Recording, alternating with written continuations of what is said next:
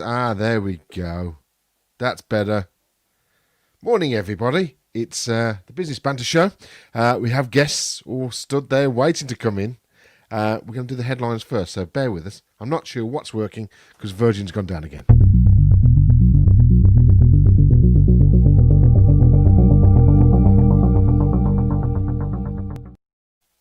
I'll talk about Virgin in a minute, but let's get on with the headlines. So, Patel working to get jabs to frontline roles.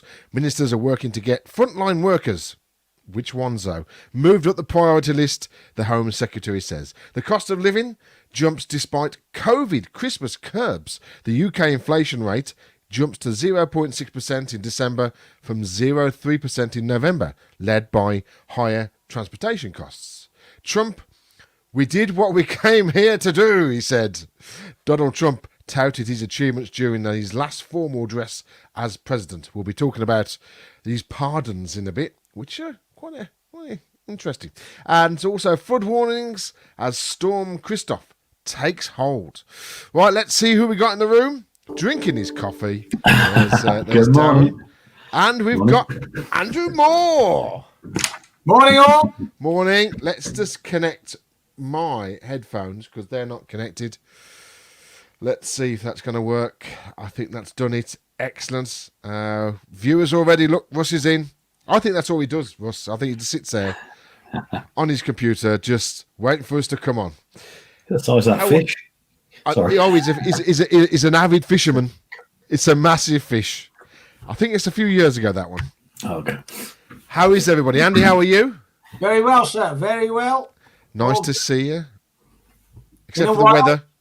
Happy New Year. I haven't seen you this year. No, Happy that's New Year. right. You hardly saw me last year, to be honest. Physically. On this program. No, of course. And Darren, how are you? Yeah, it's all good, thank you. Looking forward to the weekend. Is it Thursday yet? Friday? No, it's still, as I was told this morning, it's hump day. Now, you see, in my head, when the wife says it's hump day, it just means something different to me. It's one of those things. Anyway, Wednesday it is. We are here. I'm just going to jump on Virgin as because obviously last week I had a big rant about Virgin and things going up and down. It went back to normal Monday. I had sorry, it's like a carry-on film.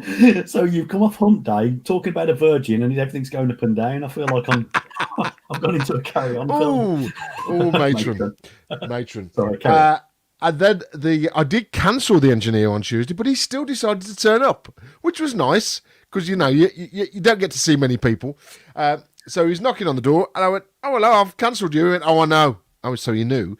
And then he handed me a notification to say that the whole area is up and down until the 25th of January, and there's nothing he could do. He said, I can't even come into the house and fix anything because he says, you've got one of those 1 gig. He literally said, you have got one of those 1 gig systems. He says, I can't repair those. Oh, what the flaming hell they sent him out for then? But it's actually the main network hub. They're laying a new cable down the road. So I don't know what speed we're at today. We'll check it in a bit. I know people are bored of my Virgin issues, which is quite amusing. But the main thing I want to talk to today is obviously Biden's going in. We're happy with Biden going in, yes? Yeah. It's got to be better, hasn't it? It can't be worse. I don't know. I don't know. I think Trump was. He had a. I've been listening to a lot of stuff on the radio this morning, and there's a lot of people praising him for how he managed stuff, and he was very businesslike, and he brought a different approach to the presidency. Yet, I think he dealt with it. He didn't read the manual, I think is the thing to say at the start of how to be a president. But it's just the way he was. But his pardons that he put out this morning, really quite interesting. There's a lot of people. There's a lot of rappers involved in the pardons he's put out, which is weird, trying to get it down with the kids. But there's also a lot of techie people who have done a bit of white collar fraud and technical here and there. And also one of the interesting ones is that the guy who invented and helped to invent the Google car, who then tried to sell the secrets of the Google car to somebody else who's put in prison, he's pardoned him and a few other tech people. Now I'm thinking, is he starting a media a new media empire, and he's pardoned all these people and said, "Yeah, come and work for me." I feel that could be a thing. It could be a thing. Yeah, it could be. It's a weird concept, isn't it? You know, they suddenly have the powers of the Queen. All of a sudden, every 4 years, you can go in and just let anybody out, whoever you want, as you're leaving. And apparently, it's quite common. And I've not really paid any attention in the past. Obviously, Trump being so high profile, but I just find it really bizarre that you just go, "Who should we let out before I leave?" What a strange concept. It is, and then obviously, there's a lot of banter going on about can he pardon himself to stop the impeachments and stuff like that. Yeah. But he hasn't. I don't think he can do that because he's not done anything yet. They haven't tried him or whatever, or impeached him. So I don't think he can pardon himself, which could be quite interesting. Russ says he's scared of Biden, as he appears to be quite anti-English. Andy, have you got any thoughts on this? That Biden is anti-English? Russ, I do actually agree with you. However, I've been quietly encouraging in the last few weeks, if not days, about how Biden is coming to the UK first of all. For his first foreign trip, he's going to be to the UK. Boris Johnson's already been talking to Biden, and they talked about us being their special ally in the global world, so to speak. So I have been encouraged by this latest news, and I think that Trump, good or bad, well, as I say, the king is dead. Long live the king. Yeah, I mean, the first person he called in Europe was Johnson, wasn't it? Yes. That's what they reported. So that's got to be a positive. I mean, Russ also goes on to he's obviously worried because of the trade deals, but I don't think you have to worry about it too much. There's always that that partnership between USA and America, and I think that'll always be there. So it may be not as positive or maybe not as big as if Trump was in control. But I think Biden will be okay. I think this will be all right. Someone just commented on, like Marcus the Great. Now, Marcus the Great is one of our Twitch watchers. Andy probably won't know what Twitch is, but no, you don't know. It's actually a streaming service and also a video streaming service as well. A lot of gamers go on there, so we broadcast on there. So we're quite popular. And he says, I feel like the Google card guy. He's not that big of a TV celebrity though, so I'm not sure who he is actually. I've just read it this morning, so it's going to be interesting to watch. Can I just come back in that about Biden? Yeah, go on. Useful bit of information just this week. A US destroyer will be accompanying the HMS Queen Elizabeth and our carrier task force when it enters the South China Sea during the Jesus. Right, and that is very, very good news for us because the Chinese have already been making noises about us, the UK, entering the South China Sea, which is disputed anyway. And now we've got the US destroyer. I can't remember the name of it now. It's all in the news there. Is going to be accompanying us. The Chinese will be less inclined to obviously try and cause any trouble when we've got the biggest superpower on the planet with us. So that's good news as well. Just on the other point with Biden, just give you a bit of history about, because Russ mentioned about trade deals. The US, the EU came out with the euro many years, a bit of history, to combat the power of the US dollar being the world currency, so to speak, not actually used as a world currency, but the currency that everybody trades in. And that's what they did. Now, at the time, the US administration was not happy about it, about the euro. And what I think you'll find is that the Americans now are seeing the UK in a different light now that we're out of the EU. And the American administration, various American administrations have always viewed the EU as something of a competition. In most cases, particularly as I said about the euro when they came out with that. So let's hope there is a trade deal with the US on whatever terms. I'm not saying we need it, but as we can see, there is a bit of chaos going on in the UK with some trade, especially in Northern Ireland, And there's a story that broke yesterday where Marks and Spencer's in France where their food shelves were empty because some meat never got through customs in the EU because something was filled incorrectly on a form by a vet. And this is the EU, as I've always said, the EU, because of Brexit, are out to damage the UK and hurt us. Not everybody in the EU. I'm talking about politicians. I'm not talking about individual countries now. I'm talking about politicians because the EU is full of a lot of politicians. Yes, some of them have never had a proper job, but that's another story. But the EU are out to harm us and punish us for leaving the EU. So I'm really glad that Biden is choosing to come to the UK first. That's good. So, just on the Brexit front now, Andy, everything seems to be going all right, doesn't it? Other than there's a few blips. They stockpiles. No, this is sort of big in my job because obviously I look after all imports and exports that are coming via air. And what we're seeing is they stockpiled. Everybody is expected, and this is to do with Brexit, but also to do with a new system called CDS, which is a customs declaration system. And there's just been a massive rush in getting that in place. And what's happened is we've seen just the people have stockpiled, and there's been a real lull for the last couple of weeks. And I think it's only the next couple of weeks we'll start to feel the impact of things getting in and out of Europe, Northern Ireland, blessed being, that sort of random border.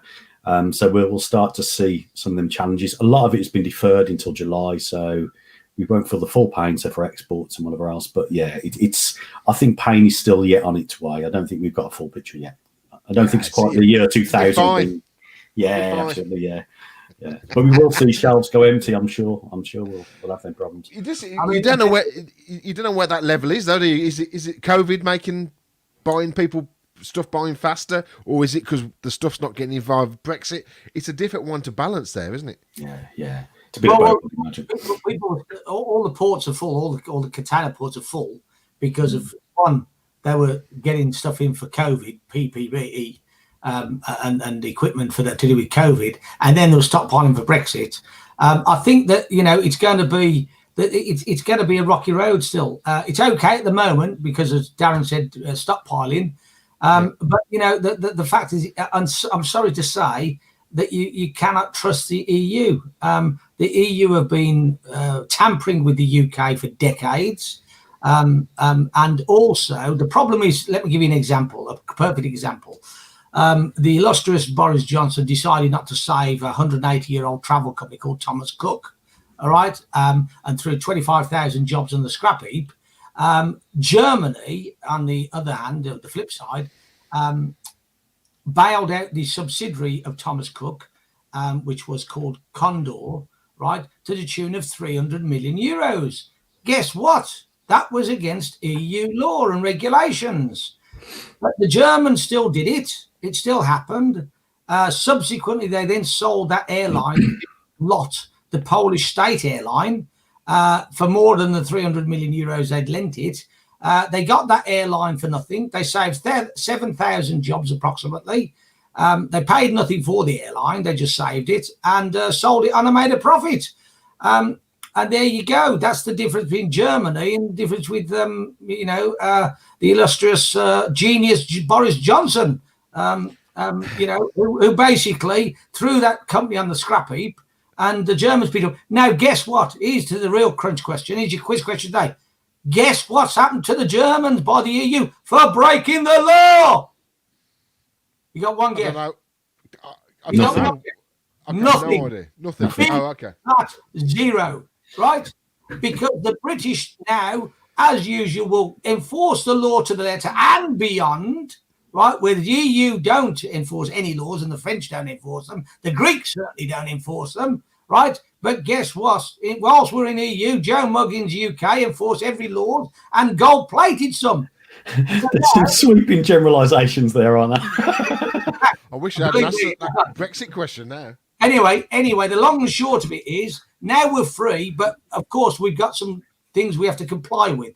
Well, my advice to the British government is, hey guys, start bending a few of the rules to get things done, right?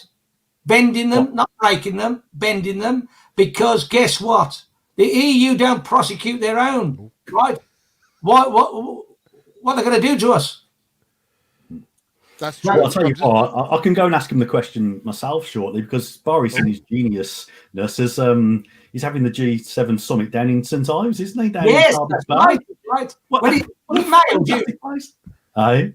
Is it May or June, Darren? Yeah, I can't remember, but I just think I think it's June. It's a ridiculous place to pick. I just cannot believe. It's down by you, isn't it? Yeah, so there's no airport. The little bay that he's in there's nothing there. In fact, the last time I went to that bay, there was a makeshift Trotters independent 3-wheel van sitting down there. But it's just the most random place. It's probably the most beautiful small beach in the country. I just think he's just picked a beautiful holiday place to go and have a meeting. Is it the Surprise Bay or the Carbis Bay? Is that called Carbis Bay? Yeah, he's having it at the Carbis Bay. Who chooses that? Boris apparently. Apparently Boris has chosen places. Newquay Airport. How far is that, Darren? Newquay Airport would be about an hour away, a good hour away. Okay. Yeah, and it is a military airport as well, so there's lots. And it takes Cessnas, doesn't it? Yeah. Newquay Airport. No, it is a military airport, or wasn't a military airport. I think they gave it back about 2 or 3 years ago, but they still use it. You still see military planes going in and out of there. I've been down that way when I saw there's a helicopter base down there, though, isn't there somewhere? That's down in Penzance, yeah. That's on the south coast, yeah. So I suppose they'll do shuttles from the airport to the. Or they can go into Plymouth on their big boats. I don't know, but it's just a random. They've got an hour's drive wherever they're going to land. All these top people, and even the roads getting down to Carbis Bay are the tiniest of roads. Helicopters? No, not unless it's going to land on the beach, and then you've got to be tide specific. I don't think there's a helipad. There'll be a farmer's field round there somewhere. It's hills. This is cliffs. This is North Cornwall. You know, it'll be the Aussie, There'll be a flat bit somewhere. They'll make one on the top of St Ives, at the top of St Ives, that big car park. Yeah, I suppose so. Ring and ride. They might come down on the ring and ride. That's it. They make that a heliport. Ring and ride. Right, Russ has asked another question. He's generating lots of questions here. It's interesting if this silly tax that Trump put in on non-USA cars will be through or not, if Biden, because Biden said he's going to remove a lot of the stuff that Trump's put in place. Do you think he's going to move that tax? I don't know anything about the tax. Andy, do you know anything about that tax? He did put the on with a lot of other goods, particularly Chinese goods. He put tariffs on. I mean, it's the same old story. I don't know if I think I told Matt you this story. There is an old story about when new presidents come and try and reverse laws of old presidents, right, or regulations. It sometimes is a bit of a problem, and I'll tell you the famous story about George W. Bush, who wanted to come in and reverse a executive order of the previous president, and that order was to remove arsenic from drinking water. Now, I remember you telling me this. Believe it or not, in the process of purifying drinking water, there is a tiny little bit of arsenic used, right? Always safe. Yeah, but it's obviously not arsenic that's going to kill you like that. And then when George W. Bush came in to say, look, I'm going to put arsenic back in the water, it really wasn't, his advisor said it wasn't really a good policy, because the media will pick up and said this new president has put arsenic back in the water. That'd be the headline. So he couldn't actually reverse that executive order because it would have been, media suicide. So therefore, it's not as easy as you think. Is Walls staying up? His Wall's finished now, isn't it? Yes. The Mexico Wall. Yeah, but like all the other borders, they're building more, aren't they? So Canada's built their own. I think Mexico are going to make it higher. I think that everyone's happy about the walls now. The more walls, the better. Insane, isn't it? There was so much argument at the start about that. Then suddenly it went quiet, and then suddenly it's finished. It was that's just insane. Absolutely. What was the film, Matt? I always refer to films. What was the film in New York where they built a wall around New York? Escape from New York. Yes. Oh, okay. That's what it's getting like, isn't it? Just build it all the way around the USA. Well, that's right. Russ put up about immigration. There was a statement Russ put up about immigration. Did you see that? Let's have a look. See, it's gone off the screen there. No, yeah, not seen a bit about the news. Let's have a look. Marcus the Great has asked about the any thoughts on the inauguration. We'll talk about that in a second. You've got to watch. What's his name? The comedy news person. Andrew. What's his name? Come on, please, somebody else. The Australian guy. No, the British guy who pretends he's a newsreader. Well, and he stands outside and rants. Dark hair. He's a Brummy, isn't he? Is he? Oh, his latest one about the inauguration was brilliant. Absolute genius. Dark hair guy, isn't he? With glasses. I don't know what's going on.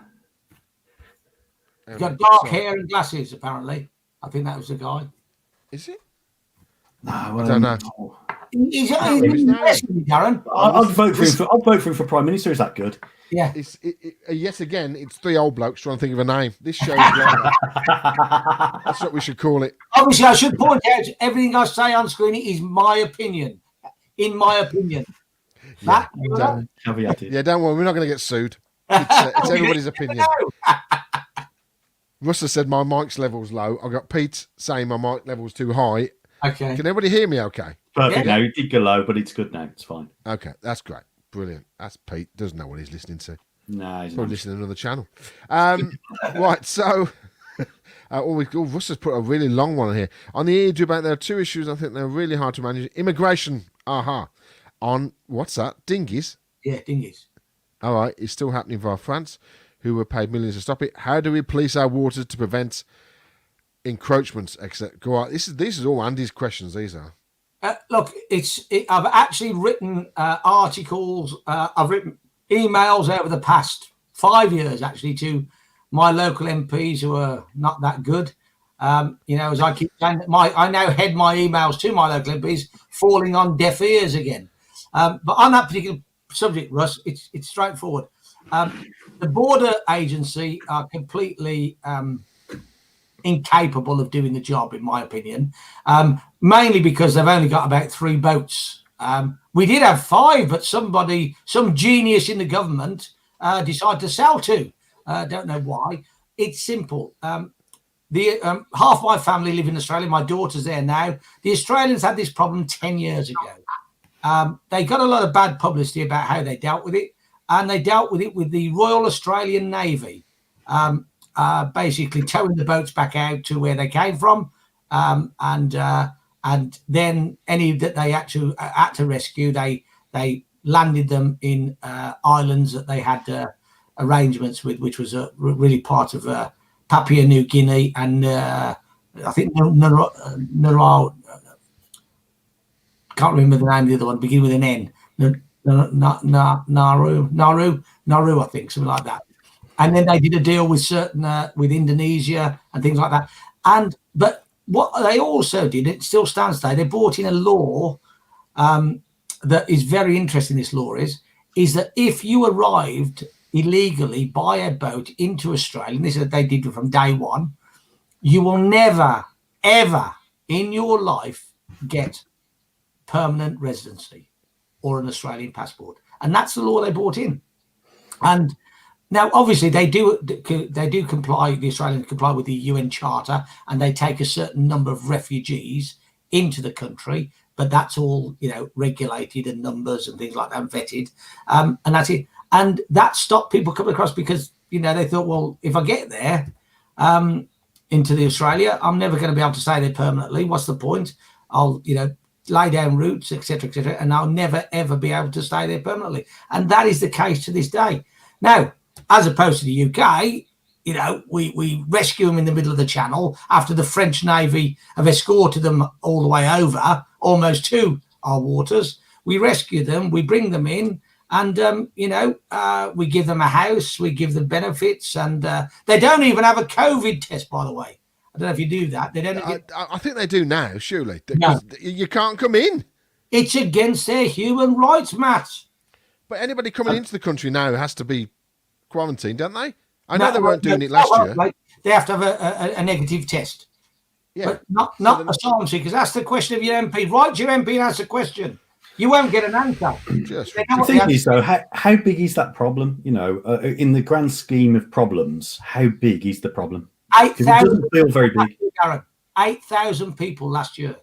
8,000 people. So 8,000 people. So let's put some perspective in that. 8,000 people come over who were probably escaping war and everything else. I don't agree. I know there'll be profiteers there as well, but from some of the images that we see, they're certainly not all. And I just think that Darren, it's just not huge. It's just not a huge problem. 80% are young males, 18 to 30, right, who are economic migrants. Yes, there are some genuine. There are some genuine refugees, and I exclude them from it, right? But you will see. I'll give you an example right now. Did you know that the media PR man for Osama bin Laden lives in London, along with his 6 children, and has been on benefits in this country for over 8 years now, right? Him and his family. Osama bin Laden's PR man. I mean, are we crazy or what in this country? Yeah, but that goes back to why I voted to leave the EU, and everyone has lots of reasons. One of my reasons was when Theresa May was trying to remove our hooked friend. Yeah, right. and he was staying with his family in a £1 million house that was paid for by. Call him Hook. I can call him what he likes. He's a terrorist. Actually, I don't think there's any disability discrimination when it comes to a terrorist with a hook. Penitentiary now. He's in high security jail in America, where he should be, right? Yeah. And being kept in solitary confinement, and he's complaining about his human rights. Pity he never thought about the human rights of the people who've been maimed, killed, and devastated by terrorism across the world. Yeah. But Russ has just put a message on there in terms of the about 8, the young men. The problem is, Darren, look at the statistics. Have a look. Yeah. Don't take my word for it. Look it up yourself. The government statistics are there. I've written on this many times. I'm an ex-volunteer police officer, as you know, 16 years service. Some of you know, some of you don't know. And this problem has got to be dealt with. The Home Office gives out willy-nilly letters that say indefinite leave to stay. And do you know how many they gave out last year, Darren? 32,000.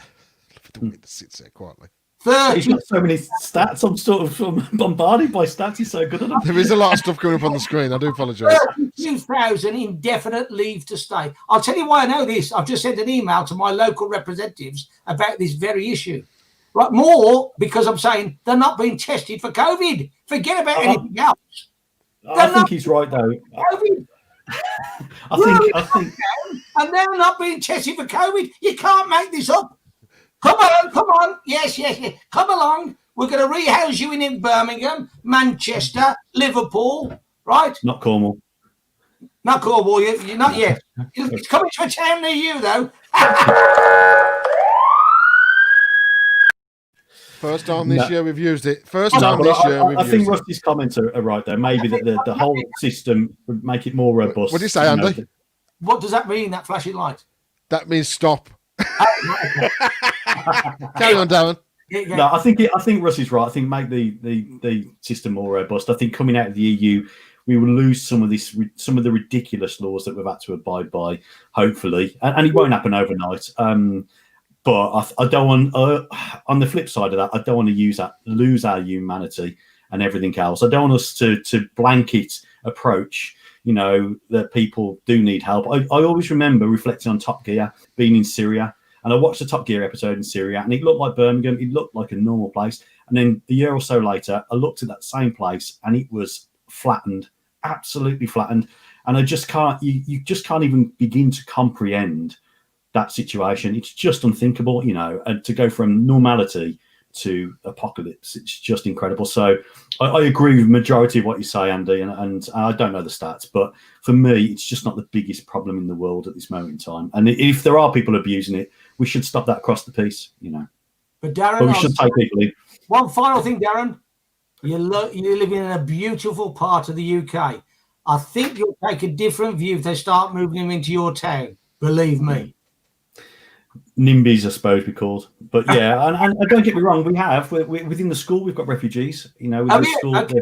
Yeah, absolutely. Yeah, my daughter refers to them, and and then proper needing refugees, not people who are just profiteering, they're young children and whatever else. I exclude all genuine refugees, particularly vulnerable children and women, right? Yeah.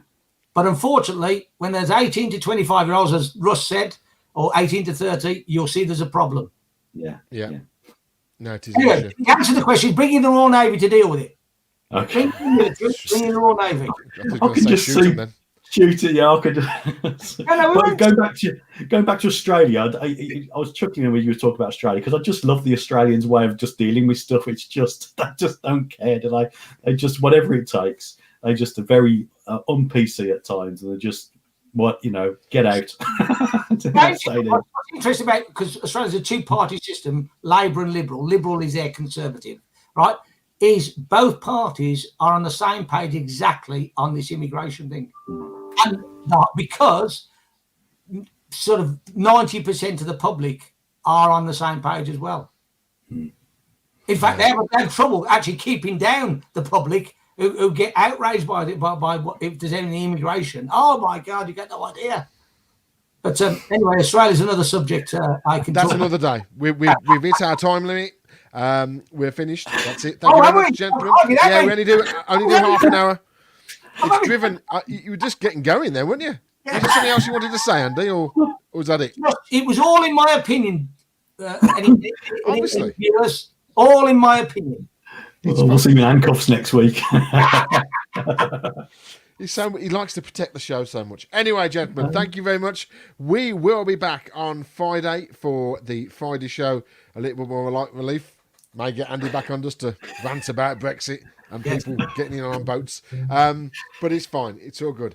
We must get Russ on at some point because he has so many questions that seem to stir Andy up as well, which is but it's all good. Anyway, watch the inauguration later on. Let us know what you think. And Jonathan Pye. Jonathan Pye. Only took 2 minutes down. That's fine. Very good. Sorry. Brilliant. Go and watch his version of what the organisation, I can't even speak now, is about. We will pull it up on Friday. I'll find it and we'll pull it up on Friday. I don't think you can. Is there a lot of swearing in it? Oh, yeah. Yeah. So, okay. But right. anyway, sometimes go away and watch it. Okay, excellent. Gentlemen.